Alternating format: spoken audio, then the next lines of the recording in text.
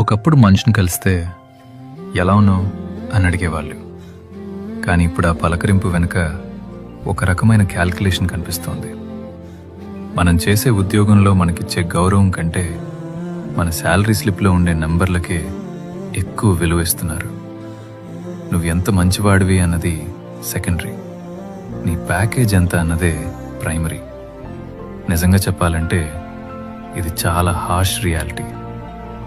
మంచి ఎదుగుదలని వాడి క్యారెక్టర్తో కాకుండా వాడి బ్యాంక్ బ్యాలెన్స్తో కొలుస్తున్నారు.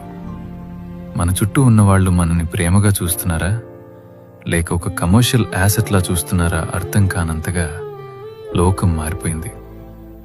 ఒక మంచి పడే స్ట్రెస్, పక్కన పెట్టేసిన తన ఇష్టాలు, ఆఫీస్లో పడే కష్టం, ఇవేవి ఎవరికీ అనవసరం.